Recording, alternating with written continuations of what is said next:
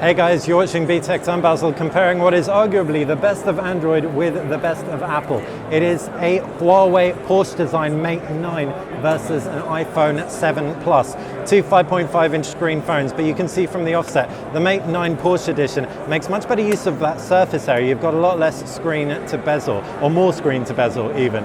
You can see the design has home buttons on both. It is a capacitive home button, which doubles up as a fingerprint scanner with two capacitive buttons either side on the Porsche design Mate 9, versus a home button with no capacitive buttons either side and also a fingerprint scanner. This is a new Taptic fingerprint scanner from Apple. You can also see front-facing cameras, 7 megapixels versus 8 megapixels, and round the back both have dual cameras. So there are a lot of similarities here, but there are also a lot of differences. The dual cameras on the Mate 9 Porsche edition are 12 and 20 megapixels versus two 12 megapixels. You also have no zoom on either of these cameras, and you have a 2x zoom on one, although that does not have image stabilization and has a lower aperture.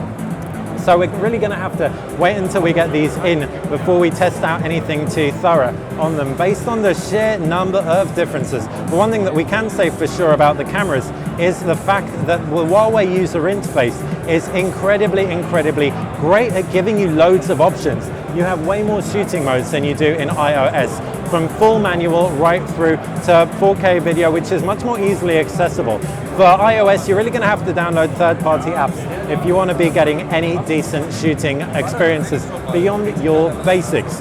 Right, now let's take a look at the screens. It's an IPS panel at full HD resolution, giving you 400 pixels per inch versus a Quad HD panel with a slight curved display, giving you around 530 odd pixels per inch, making the Huawei Mate 9 Porsche edition much sharper, and it looks punchier from the offset side by side with deeper blacks as well.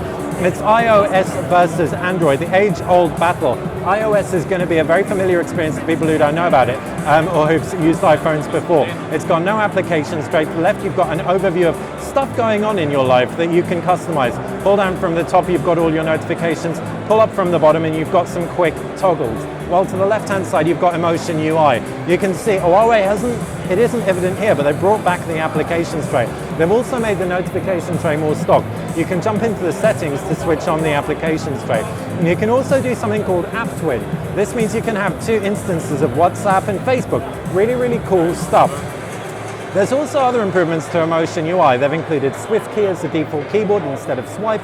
You can also customize things to your fingerprints, so you can have extra privacy. Really cool once you get under the hood. Check out my top 5 features of Emotion UI 5 if you haven't seen it already to get more of a lowdown. But as for which is right for you, both have tons of apps. Google Play Store and Apple App Store are getting more and more neck and neck. It really will come down to personal preference in a big way.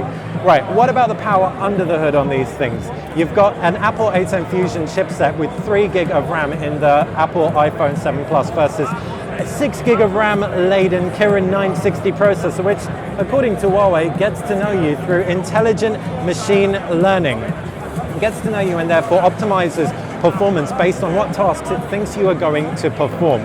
On top of that, paired with 6 gig of RAM and 256 gig of storage as standard, you are looking at one sweet deal. Plus, it's micro SD expandable, so you can get half a terabyte of stuff in this thing.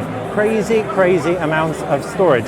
As for the iPhone, max capacity is 256 gigs. Plenty of room, but it is not expandable. When it comes to battery, that's another area the Huawei Mate 9 Porsche edition really wins out.